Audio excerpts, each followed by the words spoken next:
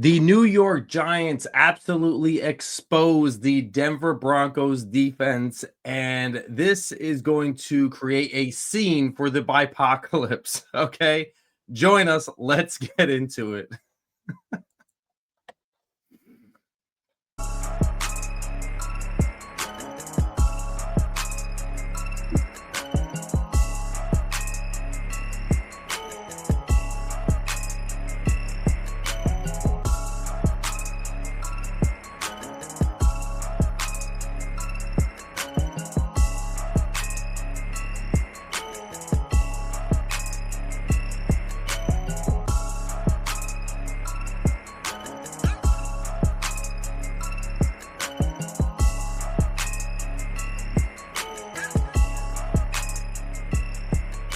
Welcome, everybody, to Top Dog Coverage. And yes, I said it. The Denver Broncos were exposed by the New York Giants offense, and it has a lot to do with how the offense ran, how the defense ran on the Giants, everything. But we are now in Bipocalypse week. Okay, this is the most insane week of football. 6 teams are on bye. And it is going to be chaotic with everybody's fantasy football lineups. But first of all, C-Dub, you have something that you disagree with on my end. Okay, you do not think. Yeah, you're saying the Broncos got darted. I don't think they got darted. I don't think they got exposed. It was an off day. Shots out to Jackson Dart and the Giants, but I don't think this changes anything with what we believe the Denver defense is. So you think they're going to come back on track against the Dallas Cowboys? I do. Against the number one offense that has torched damn near every single team they've faced, including the Green Bay Packers putting up 40. Yeah, I do. Okay. See, it's okay to disagree. Okay. Yeah, especially when you're wrong. True story. It is okay. I have an 0-7 team, so I can take that loss. 1-6, right back with you. Yeah, I hear you. But if anything, pardon me, everybody. My voice is getting back to normal. Been dealing with a little bit of strep throat, so that's been fun to deal with. So a lot of cough drops, a lot of tea. I thought you had talk too much itis. I did, and then it turned into strep throat, so I didn't have any more talk too much itis. I had no talk-itis. Silence. Peace. Yes, silence-itis. That's what it was. And everybody was very happy about that. It's the first time you've ever won the silent game. Can you believe I still lost? I can. So tell us, C-Dub, how was Chicago? Chicago was cool. I got to go through a few different type of elements. Mm-hmm. Weather was good on game day. It was cold and rainy, very windy, and then by late in the third quarter, sun was out, sweating. It was I had a lot of layers on. It was not good, but it felt kind of like the performance of the Saints that day. They just did not have it. They looked out of sync. Did like to see Rattler was a little bit more aggressive, but that turned into 3 interceptions.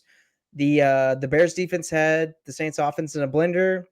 Defense held on for as long as they could, but it was not a pretty sight. And this is a day where Caleb threw no touchdowns, 1 pick.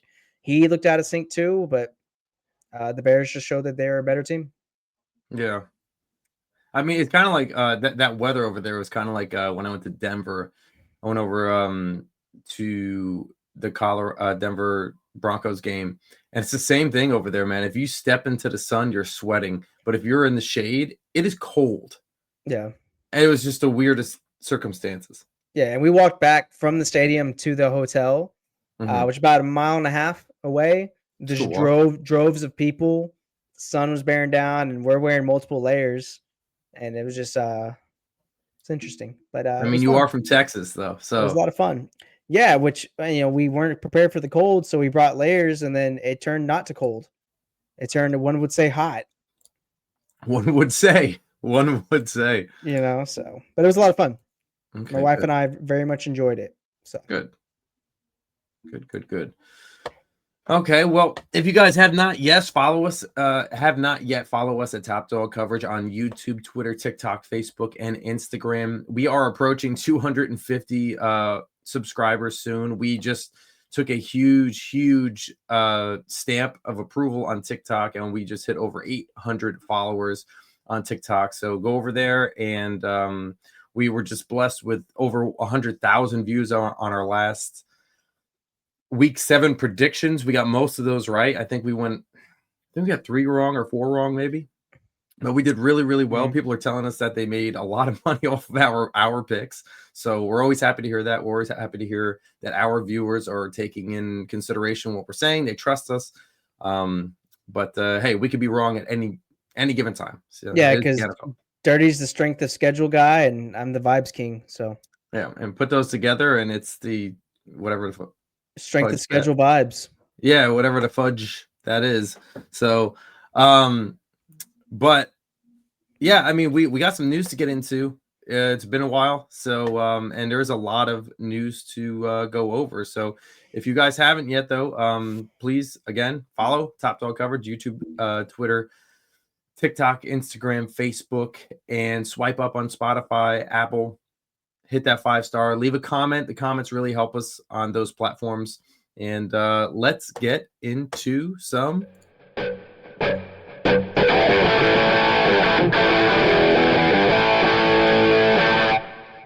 Let's get into some news, baby. Do you want to start? Or do you want me to start? Yeah, I will kick us off, and for my portion, I will be staying strictly in the NFC South division. So we're gonna hit every single team, but I'm gonna start in Carolina. So Panthers quarterback Bryce Young is dealing with a high ankle sprain and is expected to miss some time. So the Panthers won their 3rd straight game on Sunday, but quarterback Bryce Young was unable to finish the game. Further missed time is likely in store. Young suffered a high ankle sprain on Sunday. X-rays were taken yesterday on the injury and were negative, per Joe Person of The Athletic. That still left an MRI for today, though, and it provided more clarity on the ailment. NFL Network's Tom Pelissero reports Young is expected to miss Week 8, given the results of today's imaging. So a precise timeline is not in place at this point. As Pelissero notes, however, injuries such as this generally carry a recovery time frame of 2 to 4 weeks. That could put Young in line to miss more than one contest, but for now, the Panthers hope that only 1 week on the sidelines will be needed. In any case, Andy Dalton, a.k.a. the Red Rifle, is now in position to handle QB1 duties in Carolina. The Red Rifle is back. Well, let's go over to Colorado, as in the Broncos. Linebacker Dre Greenlaw suspended 1 game. So Dre Greenlaw has been hit with a 1-game ban, according to NFL Network's Ian Rappaport. The Broncos linebacker has been suspended 1 game without pay for unsportsmanlike conduct. Per the NFL's release, Josina Anderson, Greenlaw chased after, quote unquote, chased after referee Brad Allen and verbally threatened him as he tried to leave the field. The league cited Rule 12, Section 3, Article 1B, which prohibits the use of abusive, threatening, or insulting language or gestures to opponents, teammates, officials, or representatives of the league. It's uncertain what sparked Greenlaw's outburst, but NFL's Network's Mike Garafolo suspects it may have stemmed from the pass interference penalty on a previous drive that ultimately got head coach Sean Payton flagged for arguing. So Greenlaw's suspension has been upheld on the appeal, and the Broncos linebacker will officially be sitting on Sunday's matchup against the Cowboys. Yeah, not ideal, Cotton. Not ideal. Not at all. All right, so let's go to Atlanta. So the Falcons have released receiver Ray McCloud. After being sent home from Falcons practice late last week, Ray McCloud is done with the team. Atlanta is officially moving on via release per a team announcement. This is not especially surprising considering the Falcons had booted the veteran wide receiver / return man from a workout before its Week 7 game. McCloud became a healthy scratch for the second straight game. This evidently did not go over well, and the parties will split midway through their second season together. Cutting McCloud, who is a vested veteran set to avoid the waiver wire, will bring less than $500K in dead money for the Falcons. He has been tied to a 2-year, $5 million deal. The guarantees paid out in 2024. So only part of McCloud's signing bonus will be left on Atlanta's payroll. Wow. All right, let's go over to Philadelphia.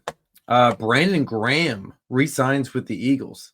After a day of speculation, Brandon Graham is indeed returning to Philly. The veteran defensive end will be resigning with the Eagles, according to Mike Florio. ESPN's Adam Schefter has confirmed the news. CBS Sports' Jeff Kerr reported earlier this evening that Graham was expected to make his announcement tomorrow morning. Graham has since hinted at the impending transaction via X. So a potential Eagles reunion has seemingly been in cards since the defender announced his retirement this past offseason.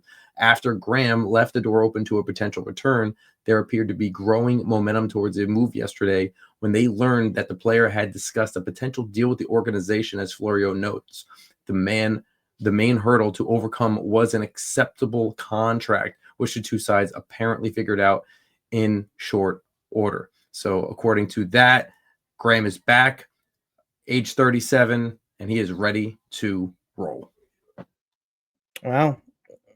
That wasn't expecting him to come back, but that's great. That's good for them. They need some more leadership and somehow our help on defense. But Yes, I'm going to go over to Tampa Bay. So Okay. the snake-bitten Buccaneers offense took another significant hit this evening. Mike Evans suffered a broken clavicle during the Monday night loss, according to Coach Todd Bowles. And he told reporters that the injury is expected to sideline the wide receiver for the majority of the season. This also per James Palmer of The Athletic. So he'll be out mostly toward the end of the year. Bowles told reporters, we'll see what happens. Fortunately, it sounds like Bowles may have been estimating the worst-case scenario. Jordan Schultz reports that the wideout's initial timeline is 6 to 8 weeks, which would give him a couple of games before the playoffs. Also, as for Evans, this deal is a bit of a blow to his free agency stock. Playing an age 32 season, the likely Hall of Fame-bound pass catcher is on expiring contract. He agreed to a 2-year, $41 million deal just before free agency in 2024. Although the Bucs have a well-established track record of re-signing key players shortly before free agency or early during the legal tampering period, the Egbuka pick and 3-year, $66 million Godwin deal complicates Evans' Tampa future. Evans also missed 3 games due to hamstring trouble in 2024. Evans said that he will consider retirement after this season. Plenty of variables exist for the Bucs at wide receiver, but the team should still well be positioned by the end of the regular season. And this also kind of ends his historic streak of 11 straight years, 11 straight seasons with 1,000+ receiving yards. Yeah, that stinks, man. That really, really does stink. Tough break for him. Yeah. No pun intended. Okay. Let's go over to Nashville, where wide receiver Tyler Lockett granted release by the Titans. So Tyler Lockett's stint in Tennessee has unceremoniously come to an end, according to ESPN's Adam Schefter. The veteran wideout asked for and was granted his release by the Titans. And the move allows Lockett to sign with another team after 4 p.m. on Wednesday. After spending 10 seasons in Seattle to begin his career, Lockett was released by the Seattle Seahawks this past offseason. He quickly caught on the Titans via 1-year, $4 million deal. The hope was that the receiver would provide another experienced target for Cam Ward, but the acquisition clearly wasn't clicking in the new offense. Through 7 games, Lockett has hauled in 10 of his 21 targets for 70 yards. While he's gamered the 3rd most snaps among Titans receiver, his role has been trending downwards in recent weeks. This seemed to culminate yesterday when the 33-year-old was firmly playing as a wide receiver 4, despite Calvin Ridley being sidelined with a hamstring injury. So he is out and about by tomorrow. All right. I'm going to finish up the NFC South tour with the New Orleans Saints. So the Saints center Eric McCoy suffers a biceps tear. So the Saints offensive line will be shorthanded for the remainder of the season. Center Eric McCoy suffered a biceps tear on Sunday and will miss the rest of the campaign as a result. McCoy exited Sunday's game, and head coach Kellen Moore stated his concern about the possibility of a major recovery timeline being needed. The ailment is indeed season-ending, as first reported by Nick Underhill of NewOrleans.football. This marks another campaign brought to an abrupt end in McCoy's case. Also, the Saints lost backup running back Kendre Miller to a torn ACL. So 2 big blows to the offense for New Orleans. And not looking good for the rest of the season for them. No, that's definitely rough.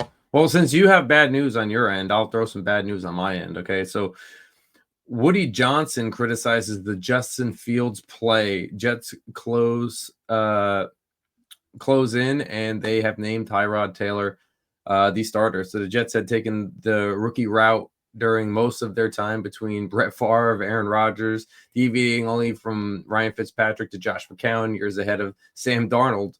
Now they have turned back-to-back veterans, with Justin Fields succeeding Rodgers. It looks like Aaron Glenn is turning around part of it. Woody Johnson said, "It's hard when you have a quarterback with the rating that we've got. He has the ability, but something is not jiving. If you look at any head coach with a quarterback like that, you're going to similar results across the league. You have to consistently at that position, and that's what we're going to try to do. If we could just complete a pass, it would look good. You have to convince them that you can do something. Otherwise, it's hard to have a game that you can win." This is terrible. When did completing a pass become mandatory to be a quarterback? I would like to say when you first became a quarterback, but Was that when the forward pass was invented? probably. It's tough look for Fields, and I mean just for the Jets as a whole. I don't. Your owner's coming out and bashing the quarterback that you paid. What was it, $50 million 20, guaranteed? yeah, 20. I think it's 40, yeah, something like that. Over 2 years, right? Mm-hmm. So I mean, he's still part of the team. As a leader, I don't think you'd want to just talk ill on him like You don't that. want to, but it's really hard when Woody Johnson continuously wants to I don't know. He always wants to say something, but at the same Is he point, suffering from the Jerry Jones syndrome, where he has he to be involved and stay in the headlines? probably. I wouldn't doubt that at all. So as a Jets fan, what's your take on this? Are you good with the move? Do you want them to give Fields another shot? Do you want them to cut Fields, trade him? I would say right now you're going against one of the easiest offense or defenses in the league here. Okay, going against the Bengals. Now, if he couldn't do anything against the Cowboys, yeah, that's a problem, and it was a problem. Until the fourth quarter, right? Regardless, if you find out now that he can't do anything against the Bengals, then you've made you have a problem on your hands. Okay, and I would say put him in for this game, have him start. If it's not working out, you need to move on. Find out what you have, or at this point, find out what you have with Brady Cook. I'm not saying he's going to be the long-term answer, but at least find out what he's got. Okay. Yeah, because I feel like if you're just starting Tyrod Taylor, I mean, we know what he is. He's been around for a while. I don't think he's necessarily your franchise guy going forward. So, I mean, do you want to waste games with him starting? Like, it just doesn't make sense to me. You've seen the flashes. Cool. He's he can get out of the pocket at times. He can run great, get the first down. He's made some really tight window passes in the first 2 weeks, which is great, or 3 weeks. But look, that seems to dwindle away. He seems to hold on to the ball way too long, and you can't put Tyrod Fields issue though. Huh? Isn't that Fields issue too? That's what I'm talking about. Oh, I thought you were talking about Tyrod. My bad. No, but we already know what Tyrod is. Tyrod can't. Yeah. You can't have him start every game. He will get hurt. It's been proven that he cannot last an entire full year. That's why he's a backup. So, like, I would say that you leave Fields in, see if he can handle this game. If he can't handle this game, put him to the back of the line. Have Brady Cook start with Tyrod Taylor being your backup, and do it that way. Because I'm going to tell you now, if you have Tyrod start, what's going to happen is he's eventually going to get hurt, because that's what happens to him. And then you're going to have Justin Fields, who you kind of don't want on there anymore, and Brady Cook. So you might as well see what you got with Brady Cook. I also think that there's no coincidence that this correlates, that he had his worst game with the injury to Wilson. Yeah, I can see that. I mean that's your alpha. That's your guy. So it is. You have to be able to navigate an offense though without your alpha. Yeah, absolutely. But I haven't gotten to watch the game. As you know, Mhm. I was in Chicago, so there's quite a few games that I haven't got a chance to rewatch or anything.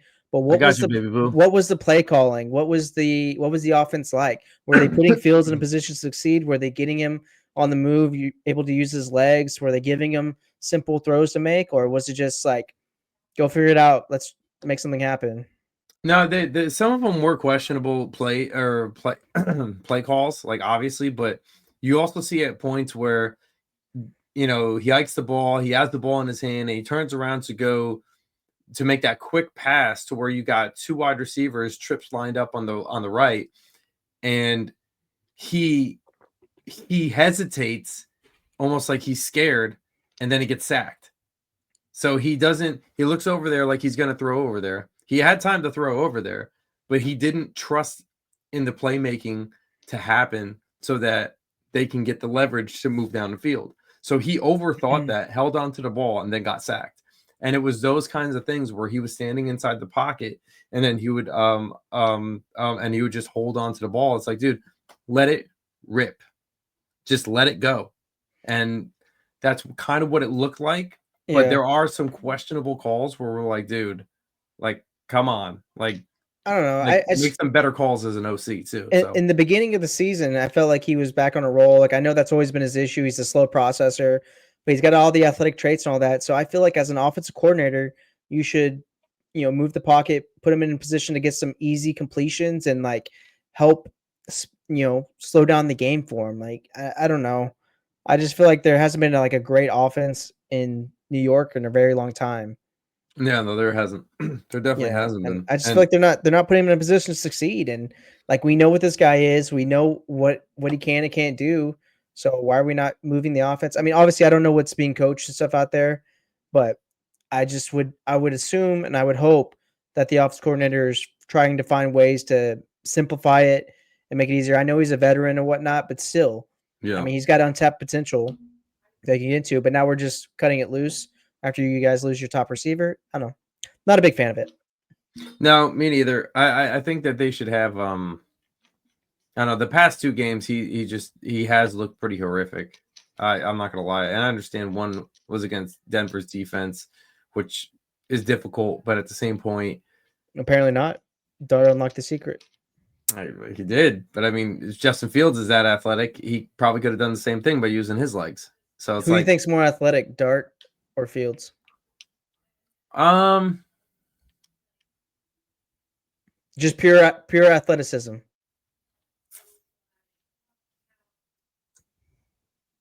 I'm trying to I'm trying to take away the passion that Dart has because I'm leaning Dart, That has but nothing to do with athleticism. Passion is I an know, I emotion. know. Hold on one second.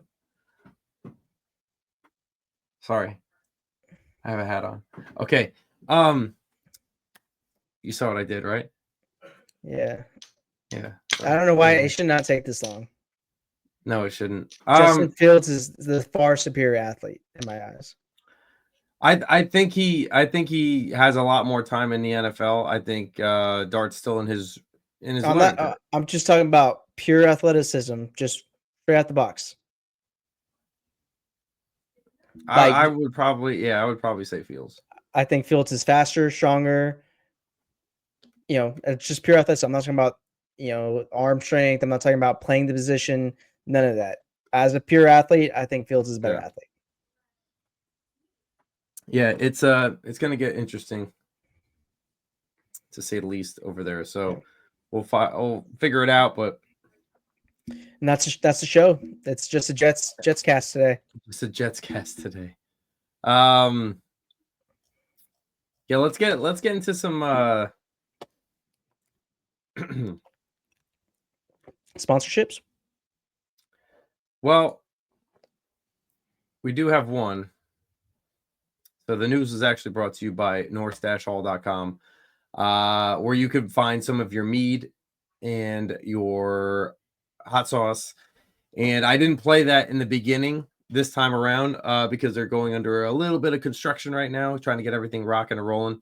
But once they are rocking and rolling, you guys will be able to see everything that the commercial and everything back again. So But yes, north-hall.com. Our other sponsor is in the middle of changing names. So, but when you want some cool sounds, like this, something like that, those are some sounds that you can get. It was FGM label, but now they are going through a legal procedure with everything. So I have to keep that off air. And we will make sure that if you guys still want some stuff, some tunes, you guys can get that. You're going left and right over there. You all right? Yeah. I noticed it when you were moving around. Like the camera's kind of cool. Yeah, I'm trying to let it just pause. I'm moving around too much. Sorry. You move around. I just put a hat on my head by moving my body. Yeah, but your camera doesn't move with you. No, it doesn't. That was the most perfect part of it, because then I wouldn't be able to do that. Yeah. Okay. Well, being watched by the government. Yeah. Don't get me started with that. All right. Don't put me down these tricky rabbit holes, sir. All right. Recap. Tricks are for kids.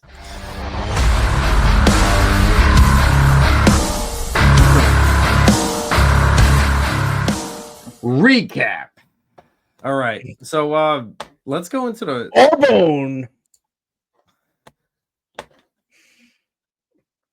Yeah, let's get into the all Unk Bowl. All right. Flacco versus Rodgers. So what a hold on. Game. You already know that I'm like, I have a cough. You keep making me laugh, which creates the cough to continue. Okay, you are not helping me out. I was trying to just keep it going. You're the one who's pausing, stopping, and we're trying to get the people what they want. Recap. Yeah, this was one of the games that you were able to see, which is awesome. So I'm gonna let you go after this one. This is a great Thursday night matchup that we both saw. Yeah, you said this is your favorite Thursday night matchup of the year so far. Yeah. This was my huge upset prediction. I thought that the Bengals had a great chance to beat the Steelers, and lo and behold, Flacco won the All Unk trophy. So the Bengals won 33-31. Flacco was 31 of 47 for 342 yards, 3 touchdowns. Took only 2 sacks. He looked great. Turned the clock back. He was able to get Jamar Chase heavily involved with 23 targets, 16 catches, 161 yards, and a touchdown. Wild. I believe those 16 catches was a Bengals franchise record. So I believe it was good to see that. You got T. Higgins involved. He had 10 targets, 6 catches, 96 yards, and a touchdown. Your boy Andre Yosevich, 4 targets, 3 catches, 49 yards, and a clutch. What was that? 3rd down, late in the second or third quarter. Down the seam, he got that. Looked great. It was really good to see. And they actually had a run game.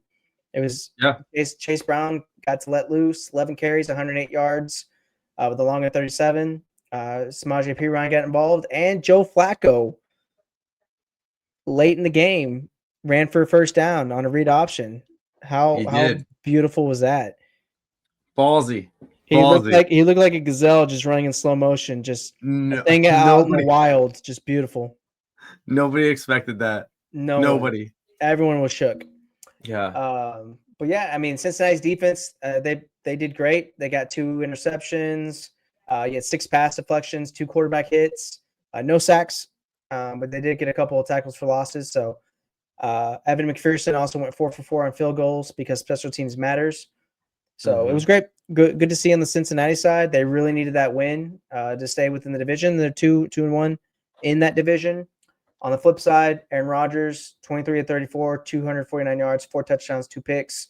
He looked great, especially in the beginning of the game, but he just wasn't able to make enough plays when it mattered. He got out Flacco'd there. So Jaylen Warren took his spot atop the depth chart. Looked great. 16 carries, 127 yards, along with 37. No touchdowns. Pat Freiermuth, my preseason sleeper pick, actually performed. He had 6 targets, 5 catches, 111 yards, 2 touchdowns. DK Metcalf got involved. He had 3 catches, 50 yards. Jaylen Warren caught 4 passes, 31. And a bunch of other tight ends got the ball too. So it was good to see from Steelers, but really fun game. It was great to see the Unks just out there slinging it and doing what they do. They did a phenomenal job. They let them play the game. The energy in that stadium looked electric. Like you could tell people were there. They were having a good time. They were having a Yeah. great time watching this game. I was really surprised they didn't show him sitting on the bench getting a quick nap in between drives. Well, rumor has it that they asked the NFL to schedule the game earlier so they can get their 4 p.m. dinner in. Just saying. But with that, let's go over to London. What do you say?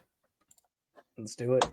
All right. So let me know which ones you were able to kind of look at or what have you. I'll have you do the Saints game since you were actually there too. But for me, I was able to do the obviously the Saints game. okay. I got to see Packers, Cardinals, Falcons, Niners, and the Monday night games. So. Okay, so we'll run through a couple then. Okay. So the Los Angeles Rams absolutely pummeled the Jacksonville Jaguars over in London 35-7, moving the Rams from 4-2 to 5-2, and the Jacksonville Jaguars to 4-3. So Matthew Stafford went 21 for 33, 182 yards and 5 touchdowns. Okay, Kyren Williams and that running game actually could not get the running game going, having 4 different ball carriers, 29 attempts for 89 yards. They just couldn't do it.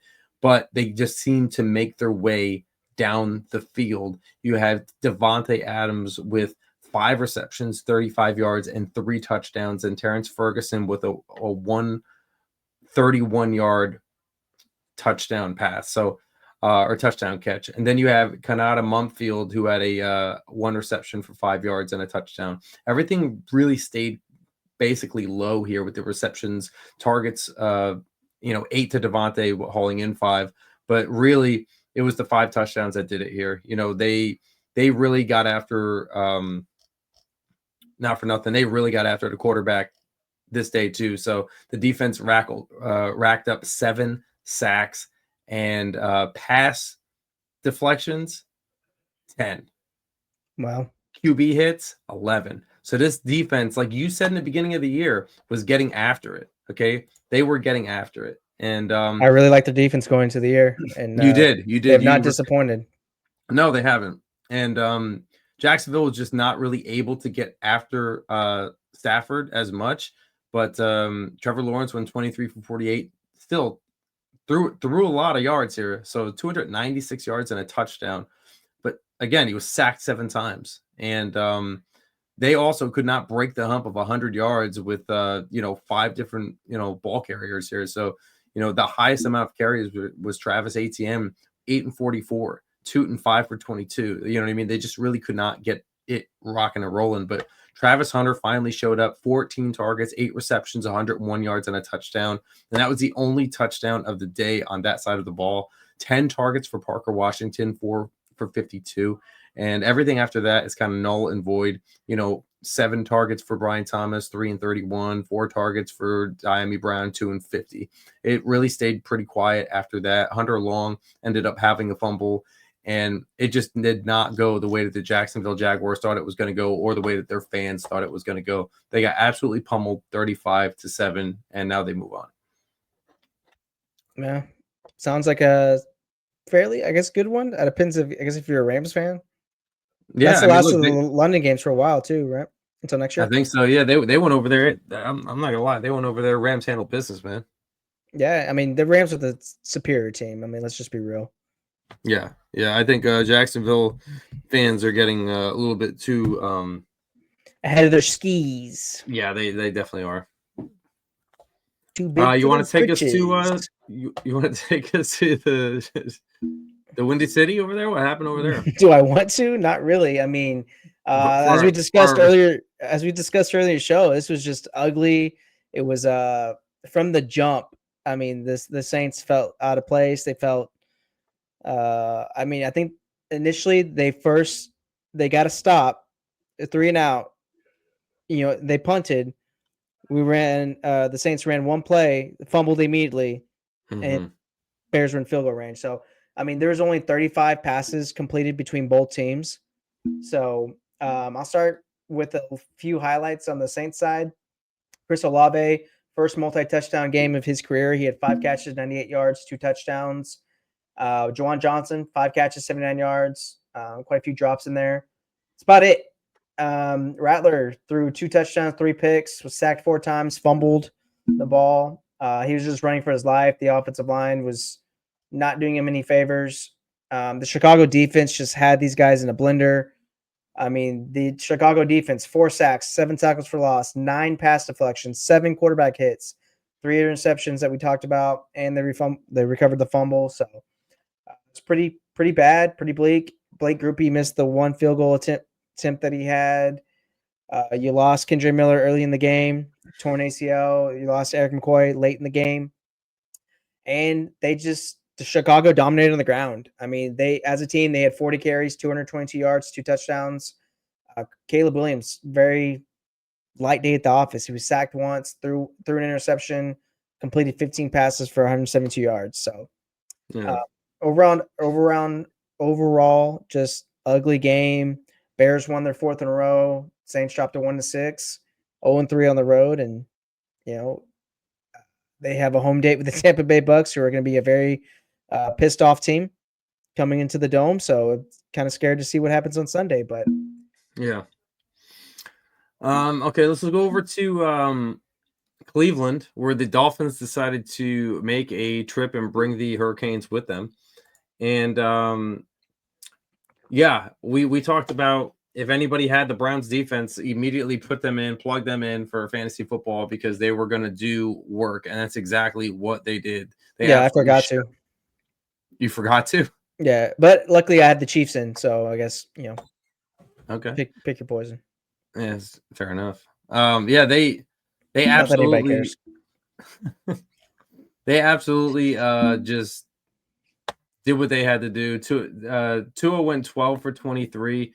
The Miami Dolphins, just to start off, the Cleveland Browns just won 31-6, where Miami Dolphins are now 1-6, and Cleveland Browns are now 2-5. So Tua went 12 for 23, 100 yards, and 3 interceptions. And Quinn Ewers came in at one point and went 5 for 8, 53 yards. And Devon Achane went 13 for 82. And after that, Ollie Gordon had a couple carries, 5 for 11. That was about it. But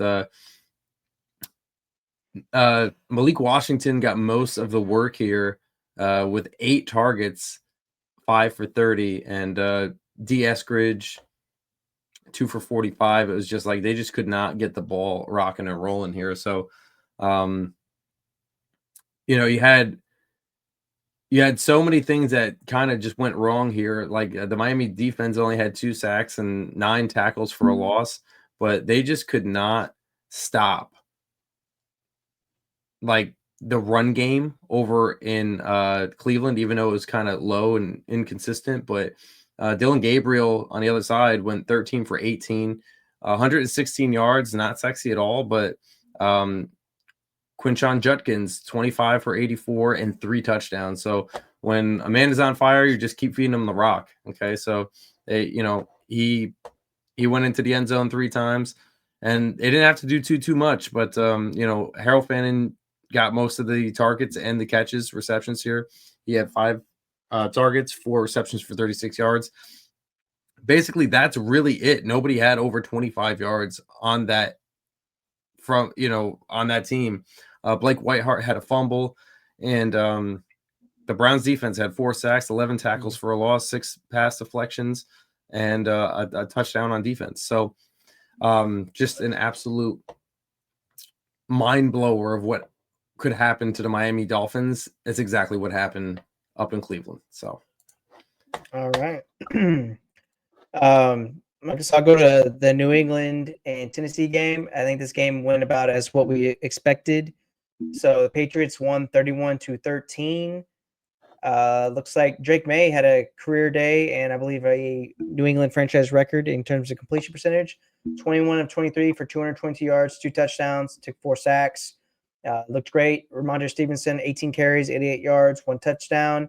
Baffling, but they continue to refuse to give Travion Henderson the ball. So Ramondre Stevenson owners, stand up. Congrats. But New England, they're in the receiving game. Stephon Diggs, 7 targets, 7 catches, 69 yards. Kayshon Boutte, 2 targets, 2 catches, 55 yards, and a touchdown. And you had some other players catching patches and whatnot. But I believe this New England defense, I mean, they tormented the Tennessee Titans. They got 5 sacks, 6 tackles for loss, 2 pass deflections, 5 quarterback hits, defensive touchdown. Marcus Jones got an interception. So tough day for the Tennessee Titans and Cam Ward. He finished 25 for 34, 255 yards, 1 touchdown, 1 interception, 0 run game. As a team, they had 12 carries for 39 yards. And Chimere Dike had 4 targets, 4 catches, 70 yards, and a touchdown. And that's usually about it. I mean, Tony Pollard, 6 catches, 43 yards. If you're a Pollard owner in PPR. And yeah, it was just a old-fashioned beatdown, and Mike Vrabel got his revenge. So yeah, he did. He came shouts out in. to him. Well, another revenge divisional game.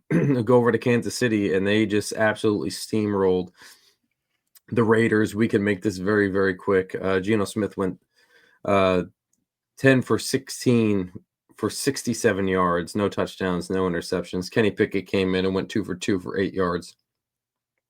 11 carries for this Las Vegas rushing squad for 25 yards.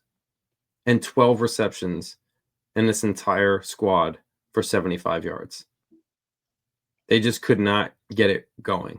They had 1 sack. I believe they lost Max Crosby. They just had nothing going for them in this game. Meanwhile, on the other side of the ball, Patrick Mahomes goes 26 for 35, 286 yards, and 3 touchdowns. Isaiah Pacheco had 15 for 57 and a touchdown on the ground. Brashard Smith, your boy from SMU, 14 for 39. Brashard. Not only that, Brashard Smith. Excuse me 1 second. Baby goat. I always want to mute it so that way nobody's got to hear me go off. Brashard Smith, 5 receptions for 42 yards as well. This guy had a really, really good fantasy day, by the way. Yeah. But let's talk about the one person that had the most targets, and that is Rashee Rice coming back from a 6-game suspension, 10 targets, 7 receptions, 42 yards, and 2 touchdowns. Talking about a homecoming, making it back, that's exactly what he did. And I think that's already more time of possession than the Raiders had all day. Probably. Talking about him. Yeah. So, I mean, with that, it was just an old-fashioned beatdown, and that's pretty much what it was. 31-0. They got absolutely embarrassed. So, I mean, we can move on from that because I'm pretty sure the Las Vegas Raiders are as well. So, yeah, I think their bye week is this week, so I think it's much needed for them. Yeah. Figure some stuff out. But, yeah, the next game, Philadelphia Eagles versus the Minnesota Vikings. This looks like a great game. Looks like a really fun one to watch. It was 28-22 with the Philadelphia win.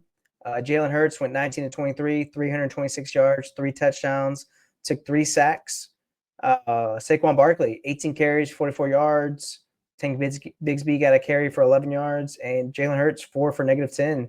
Elite rushing day from him. Devonta Smith, 11 targets, 9 catches, 183 yards, and a touchdown. And A.J. Brown, 6 targets, 4 catches, 121 yards, and 2 touchdowns.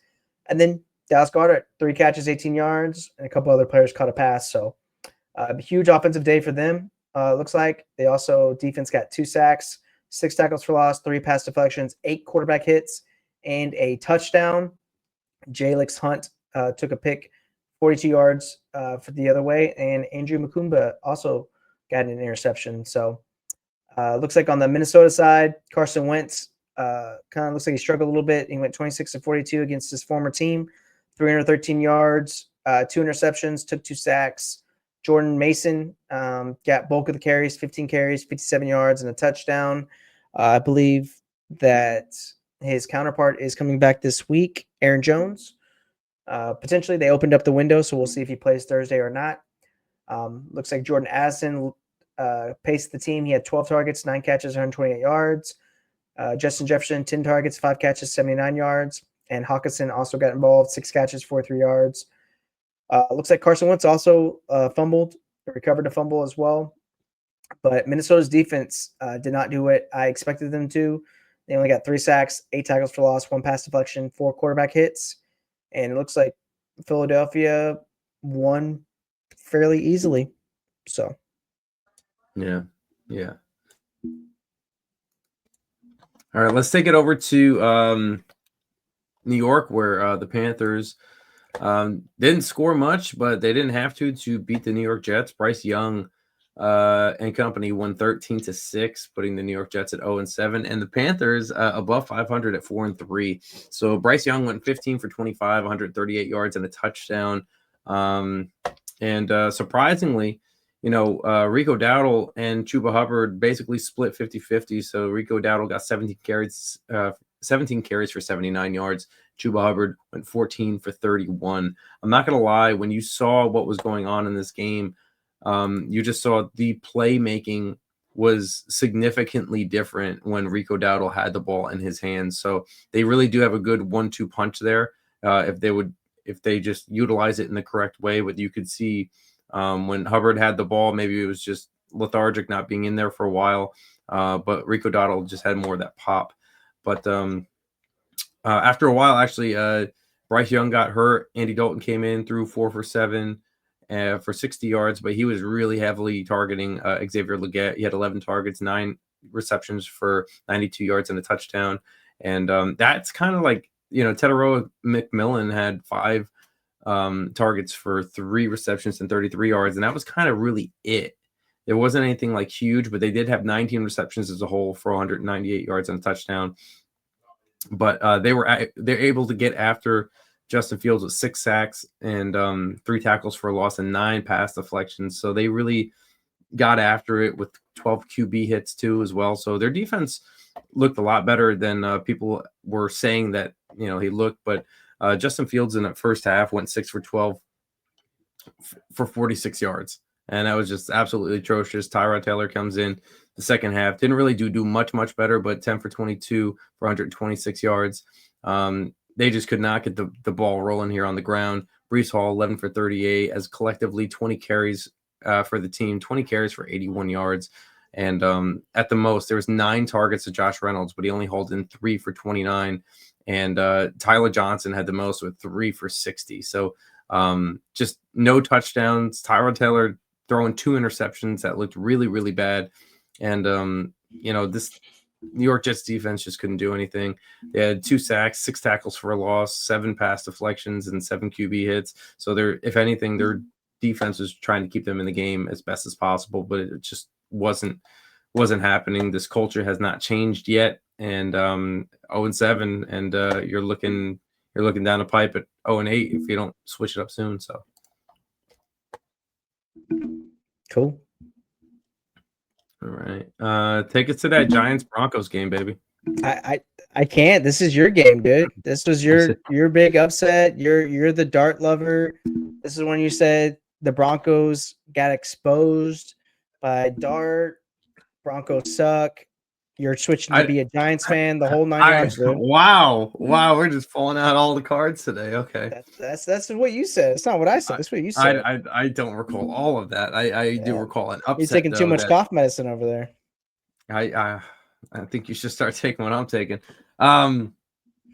So yeah, Jackson Dart and his swag came into Colorado and decided to throw down 15 for 33, 283 yards, 3 touchdowns, and an interception. He got sacked four times in this game.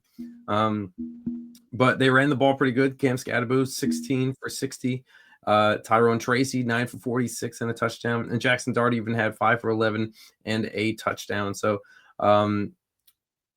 big target monster over here was Wan'Dale Robinson. He had 12 targets, 6 for 95. Then Danielle Bellinger went 3 for 88 and a touchdown. Theo Johnson, 3 for 66 and a touchdown. Then Cam Scadaboo, 3 for 34 and a touchdown. So they found ways to get balls to different guys here within the game, spreading the ball out, making sure that the packages were and the schemes looked really good. I'm not gonna lie, the offense looked pretty good, and Denver was sitting around kind of wondering how to stop it. So the New York Giants defense didn't actually get to Bo Nix as much as you would think, but they did pressure him to try to get rid of the ball a lot. So there were a lot of throws that were just kind of like, he had to get rid of the ball quickly. So they put a lot of pressure on Bo Nix. So that I was actually very impressed with. But Bo Nix went 27 for 50, 279 yards and 2 touchdowns. I can say this, he did not turn the ball over, but J.K. Dobbins, again, 14 for 81, looking pretty good. Bo Nix actually scored. He had 5 carries for 48 yards and 2 touchdowns. And collectively, as a team, they had 24 carries for 142 yards. So that will kind of do it sometimes. You have over 100 yards. But 10 targets to Cortland Sutton, 6 for 87. Marvin Mims had 6 for 85. Evan Ingram had 5 for 42.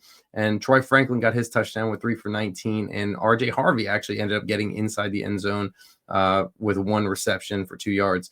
But yeah, it was fun to watch. And all the way at the end, like if you look at these numbers, you would think that it was kind of even, which it was at the end. But I mean, you're talking about a 19-point deficit that the Broncos came back from, and it was just a switch in momentum. And as soon as that switch happened, I mean, if you were at that game, you paid for those tickets and you got your money's worth. That was a really good game to be a part of.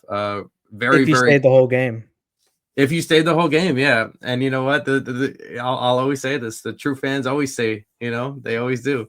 I remember being at the Monday night against the Dallas Cowboys back in 2009. Everybody started leaving, and we stayed there. And Darrelle Revis against Des Bryant. And it was a great game. We came back and we won the game. So this is the last time you guys had a win. Huh? The last time you guys had a win, huh? 2010, yeah. Yeah. Was that in the franchise? It had to have been, right? Mm-hmm. All right. Absolutely. Speaking of franchise-saving players, let's go to the Indianapolis and Los Angeles. So the Colts, with the NFL leading 6th win, who would have thought they would have the most wins in the NFL after 7 weeks? Pretty impressive. Daniel Jones continues his career resurgence in Indianapolis, going 23 of 34, 288 yards, 2 touchdowns, only took 1 sack.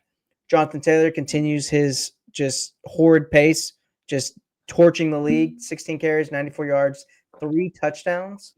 Jeez. He's just an animal. He also caught 3 passes, 38 yards. Alec Pierce led the team with 10 targets, 5 catches, 98 yards. Tyler Warren got back in the end zone, 5 targets, 4 catches, 69 yards, and a touchdown. Pittman Jr. doing a lot of the dirty work. He got 9 targets, 7 catches, 58 yards, and a touchdown. So really good day for them. And the Indianapolis defense got 3 sacks, 4 tackles for loss, 6 pass deflections. They hit Justin Herbert 15 times. Jeez. So they were putting Herbert under duress the entire day. The Colts defense also got 2 interceptions, 1 from Grover Stewart, 1 from Nick Cross. So huge day for them. Only 2 punts in the game, so the Colts continue to have the most efficient offense of the past century. So shouts out to Indy. But on the Los Angeles side, Justin Herbert, he went 37 of 55 for 420 yards, 3 touchdowns, 2 picks. Again, was sacked 3 times. 0 run game. You had Herbert lead the team in rushing, 6 carries, 31 yards. Kamani Vidal had 9 carries for 20 yards. And I believe we talked about that in last week's episode. You spent all that money, all that fab money on Vidal to get that huge performance last week. He gets 2 points this week? Plus the catches, so maybe 6. Whatever. Yeah. But Rondé Gatson, the second, 9 targets, 7 catches, 164 yards, and a touchdown. Keenan Allen, 14 targets, 11 catches, 119 yards, and a touchdown. McConkey, 15 targets, 9 catches, 67 yards. And Quentin Johnston, 6 targets, 2 catches, 30 yards, and a touchdown. So a few other players got involved, but Los Angeles defense, 1 sack, 3 tackles for loss, 4 pass deflections, only hit Daniel Jones 5 times. So Indiana Jones just taking the league by storm and showing everyone, it pays to get out of New York. Not for nothing, quietly too, man. Quietly. You don't hear nothing about the Indianapolis Colts except for, they won again. Oh, they won again. Like, nobody's really. I don't know. I've heard a lot about them. I mean, they've been on their pace right now in terms of efficiency is better than the 2007 Patriots. So, Right. I mean, Dude, they're I mean, they're making noise, but I mean, you don't hear them talking trash, which is great, you know? Like that's the greatest thing about it. how great is Daniel Jones or how bad is Anthony Richardson? Or is it a little bit of both? I mean, how great are the Colts or how bad are the Giants? Hmm. I mean, Well, I mean, Dart's doing it. Maybe I mean Daniel Jones doesn't have as much swag as Dart, I guess. no, Would you rather get darted or would you rather get wrestled by Indiana Jones? I'd rather take the experience. I don't know what's that. There's two Daniel options. Jones has the experience in the NFL. I'd rather get Indiana You Jones. seem like a guy that'd like to get darted. I don't know about that. Dart for MVP. Just say it. Just flip sides, dude. No, Go from gang green to gang blue. Rookie of the year is still going to be Emeka. Tyler Warren. No, Emeka. He's got to start catching passes again. Sorry, we'll give him this week. He's good. Okay. Let me ask you this. Let me ask you this one time. No, go ahead. We have way too much fun on the show. What say you? What say you, sir? How many touchdowns does Jonathan Taylor have this year? 10. 10 rushing. And receiving, is he at 13 or 15? 11. 11 touchdowns altogether. 11 total, 10 rushing though, right? Yeah, 10 rushing. Yeah. I mean, he's stacking those too. Which is... I love Jonathan Taylor coming into the season. We talked about it. Yeah, we definitely did. JT's my guy. All right, let's go to the Commanders and Cowboys where the return of the little lamb. Yeah, he excuse me. Jerry had a little lamb. Sorry if you just hear like little spurts sometimes of me not talking. It's because I don't want to cough into the microphone and have everybody like, whoa. But Jaden Daniels ended up getting taken out of this game too because of injury, but he went 12 for 22, 156 yards and a touchdown, and Marcus Mariota went 4 for 10 for 63 yards and an interception, both sacked twice. But Jaden Daniels went 8 for 35 and a touchdown. Marcus Mariota ran for 2 and 34, but good old Bill just couldn't get it rocking and rolling. He went 13 for 33. And Jeremy Nichols and Chris Rodriguez had a few on the ground too, but Chris Rodriguez had a touchdown in there. But Zach Ertz, with the only touchdown in here, with 7 targets, 3 receptions, 37 yards, and a touchdown. Other than that, Jalen Lane, 3 for 60, and Robbie Chosen, 4 for 36. So Robbie Anderson showing him how it's done. And it was a pretty Chosen Anderson now, right? I guess, yeah. You're chosen to go to every city that wants to pick you up. But on the other side, Dak Prescott still wheeling and dealing, went 21 for 30, 264 yards and 3 touchdowns. They ran the ball pretty efficient. Javonte had over 100 yards, 19 carries, 116 and a touchdown. And Jaden Blue getting a couple more carries now, 7 carries for 29 yards. But CeeDee Lamb, 8 targets, 5 receptions, 110 yards and a touchdown. And George Pickens, 6 targets, 4 receptions, 82 yards. And Jake Ferguson, again, doing what Jake Ferguson does now. 7 receptions out of 7 targets, caught 7 receptions, 29 and 2 touchdowns. So he continues to be a threat and one of the best tight ends in the league. Did you see that he wore Dak's high school jersey going into the game? I did not see that. That's why Dak threw him all the passes. I mean, yeah, I could see that. But yeah, I mean, other than that, like it was just a good old fashioned, hey, we're just gonna keep throwing the ball on your defense, which they don't really have a defense over in Washington. So Dallas Cowboys ended up with a win, 44-22, and that puts them at 3-3, and at Washington Commanders at 3-4. All right. I'll take us to the Green Bay Packers versus the Arizona Cardinals. So these Cardinals are pretty frisky with Brissett. So the Packers ended up winning 27-23. On the Arizona side, Jacoby Brissett was 25 for 36, 279 yards, 2 touchdowns. He took 6 sacks in this game. You don't like to see that.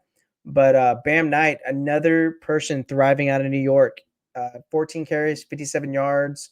He looks like he's kind of taken the stronghold of this running back room with our buddy that's on injured reserve. That's name is escaping Benson. me.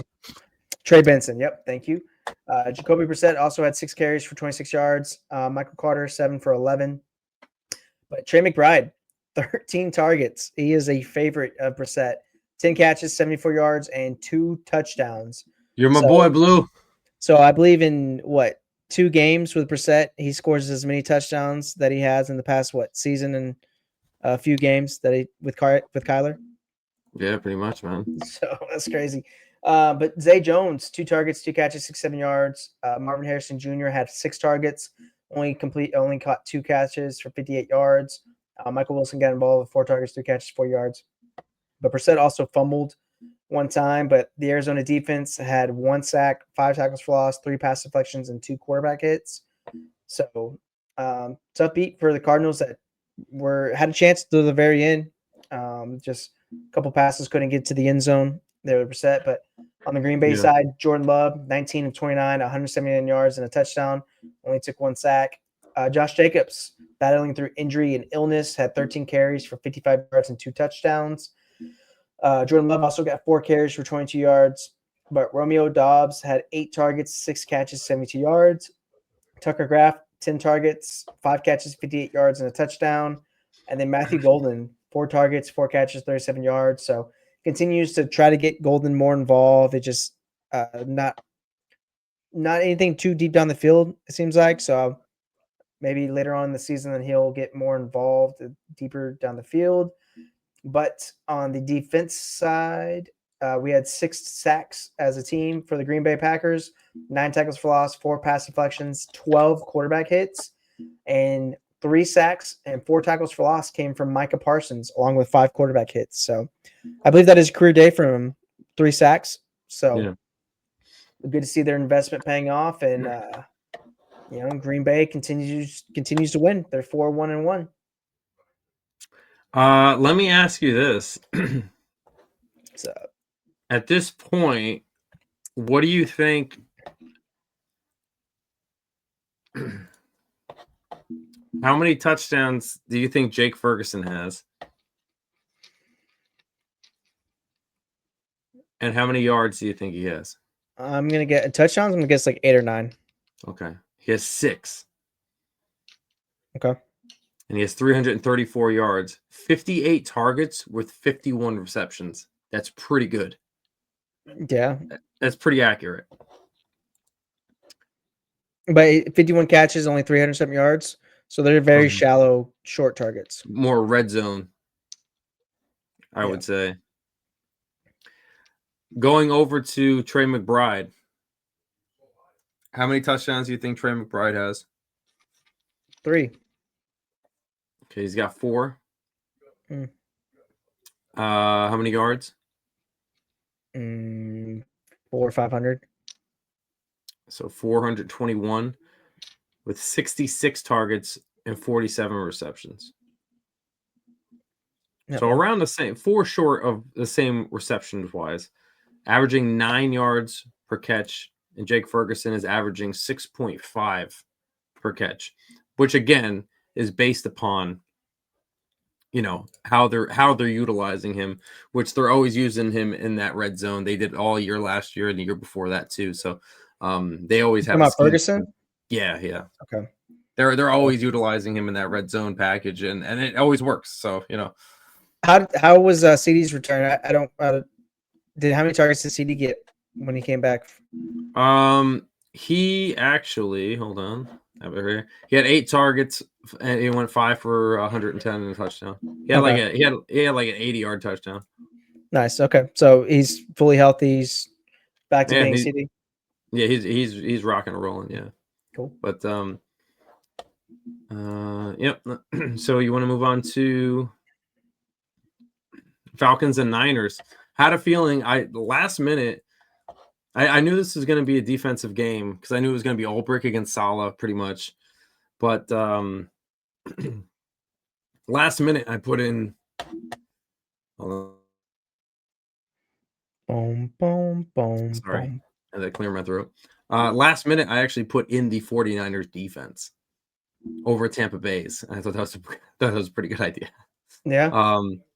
So Atlanta Falcons went over to San Francisco, and San Francisco is now 5-2 with a win over the Falcons, 20-10, and they put the Atlanta Falcons at 3-3. Michael Penix had a late injury in this game. Didn't have to get pulled out, but he did have a late injury. He should be okay for next week. But Bone bruise. yeah, bone bruise. He went 21 for 38 for 241 yards and a touchdown. They really could not get it going on the ground here. Bijan only went 14 for 40. Tyler Algier 4 for 16, and Michael Penix 2 for 6. Collaborative 20 for 62 on the team. But Bijan did get it on, going through the air. He had, 8 targets, 6 receptions for 52 yards and a touchdown. But Kyle Pitts, 10 targets, 7 receptions for 62 yards. And Charlie Warner, I believe he's a tight end. Yes, he is. He former 49er. Yeah, he got one play in there for 1 target. I thought it said a touchdown here for him, but he was in there getting a little bit of action. But yeah, the defenses were really putting pressure. 7 tackles for a loss for this Atlanta defense. So they were really stopping that run very, very well. But if you look over to Mac Jones, he went 17 for 26 over in San Francisco with 1 interception, getting really hard for him to navigate a little bit. So they just utilized this rushing game. So Christian McCaffrey went 24 carries for 129 yards and 2 touchdowns, doing what he does. Brian Robinson even went 9 for 36.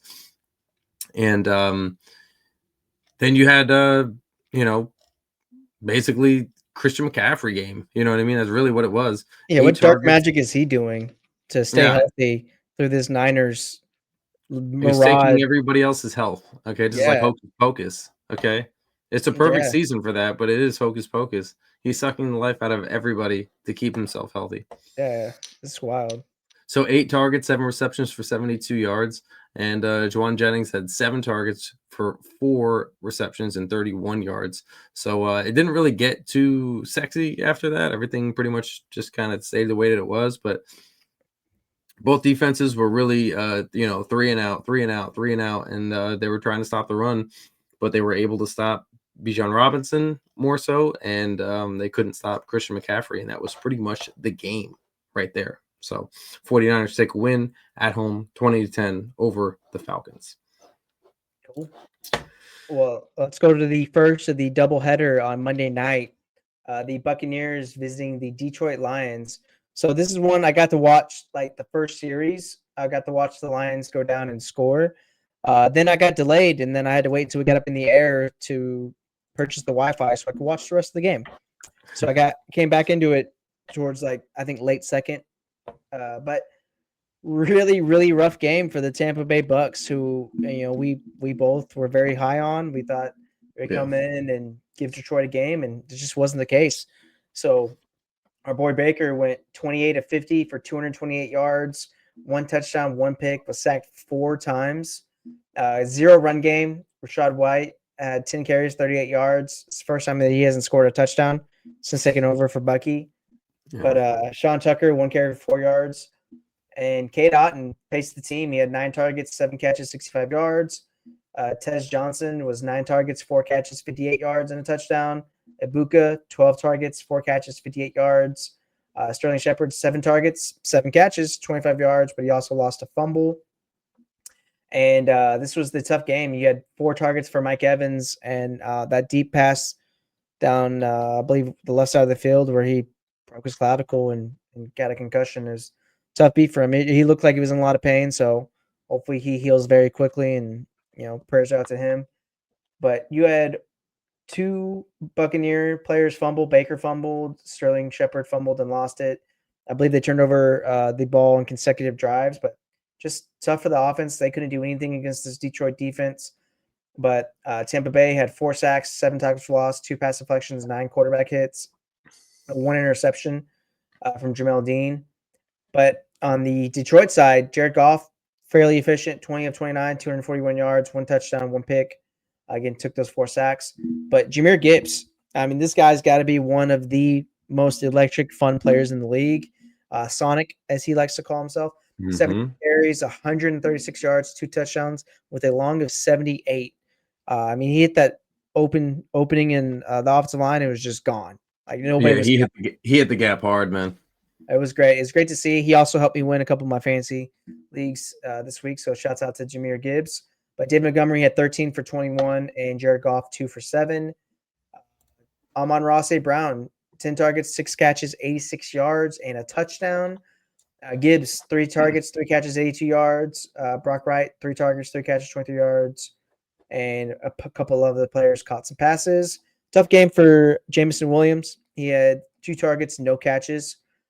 So tough day for him. But Jared Goff also fumbled the ball and lost 1. But Detroit's defense, they were the stars of the show. 4 sacks, 4 tackles for loss, 12 pass deflections, 8 quarterback hits. They also intercepted Baker once from Arthur Millette.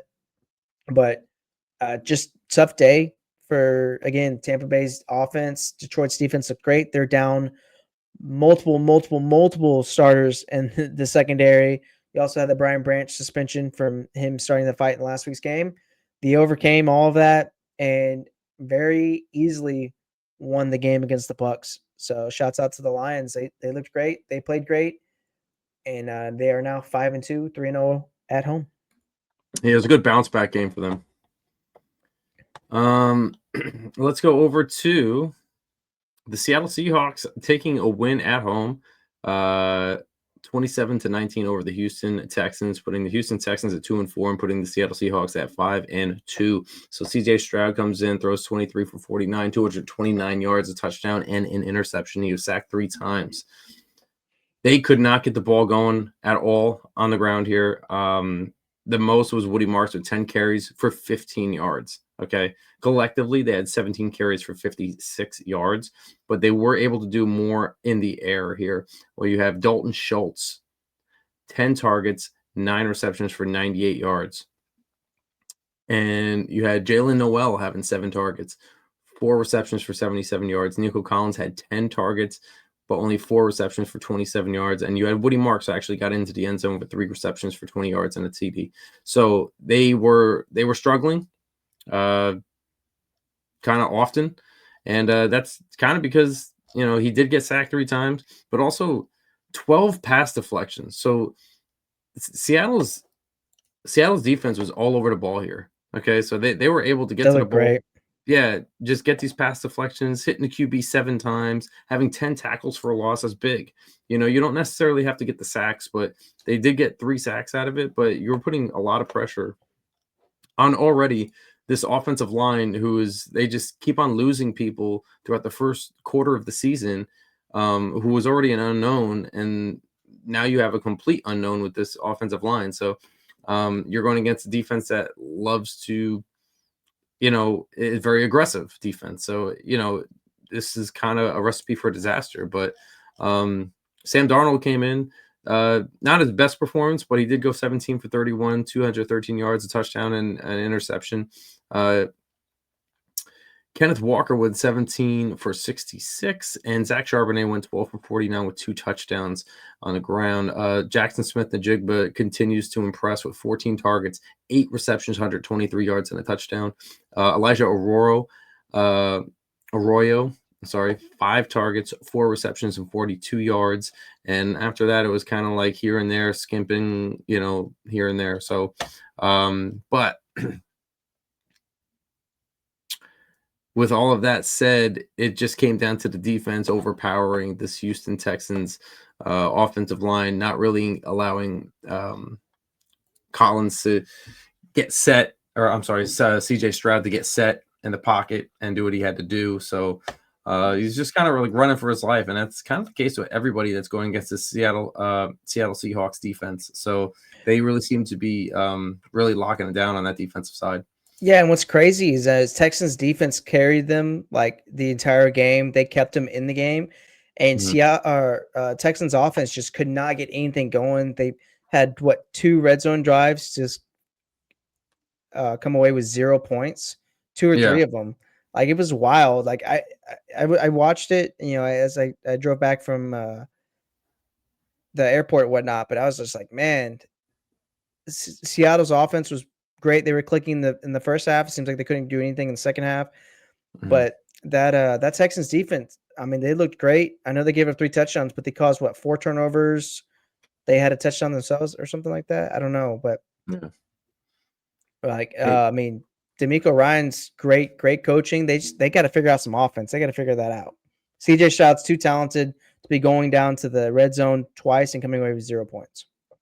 on top of it, it seemed like they had more, like they had more of an answer like a year or so ago. You know what I mean? Like it seemed like they could do that. They were putting up points. CJ Stroud looked comfortable in the pocket. He was getting things done. And I get it. You know, you want to trade away some assets. You trade away your left tackle. You trade away your guard. All right, cool. But then, like the first week, you get rid of another guy, and like it just doesn't make sense. Like there's a lot of unknowns on this offensive line, and it's almost like even the fans were confident. Oh, they know what they're doing. I, I don't think they do. This offensive line does not look good. Yeah. And it's like and you're killing the best years of this kid's life to get repaid. But you're gonna have to repay him because you're not gonna have another quarterback like this in a long, long time. Yeah. It's just it's tough. It's a tough beat for them.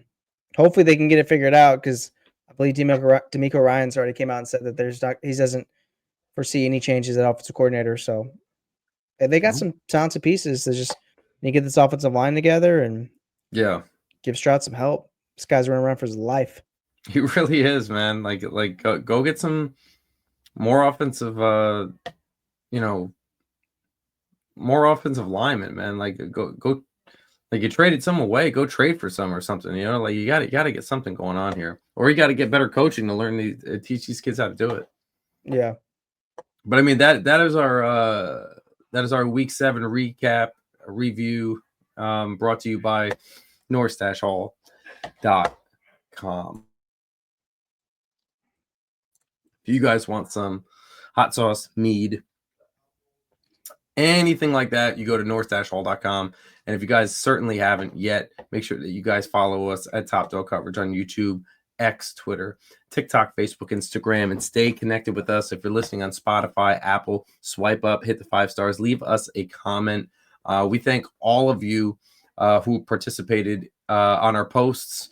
We have been putting posts out about just many different things that we say on the show.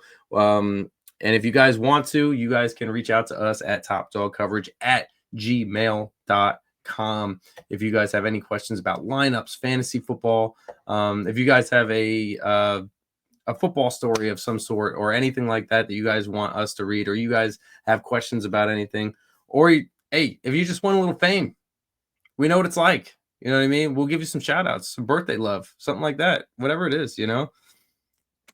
Speaking of Shouts out birthday to love. my wife.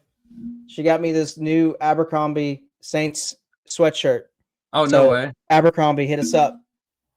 Abercrombie. Sponsor us. Yeah, Yeah. they have no idea what they're in for yet. Super soft, super comfortable. Highly recommend. Saw a lot of people at the Bears game wearing Bears Abercrombie & Fitch hoodies. It So really is a thing now, huh? apparently, I had no Okay. idea. Well, gotta stay, especially in the Windy City. All right, especially in that Yeah. Windy City. But I think that does it for us. Right? I think we're good. The week 7, we'll be coming out with our week 8 predictions. Apparently, everybody loved the week 7 predictions that we had. We did really, really well. I think we missed 3, 4. Something like that. I know we missed the Bucks. We missed the Eagles Vikings game. Missed the Giants and the darting. And did we miss the? We took San Fran, I think. Oh, you know what? I think that's the 4th one. I think that's the 4th one we took. I think we took Atlanta. Did we take it? Okay. I I think. mean, I it's don't know. not bad. We got all we had all of the Did we get all of the 1 o'clocks? No, we didn't get all the 1 o'clocks. Which is one we done? Oh, because Minnesota. Yeah, Minnesota. Yeah. But I mean, not for nothing. It's a pretty good gig. Yeah, So, we're close. Yeah, we'll make sure that we We'll get in the lab. We'll be better. We're gonna have a perfect week coming up soon. Yeah, we definitely will. All right, everybody. Well, thanks for tuning in, and we will catch you guys on the flip side. Peace.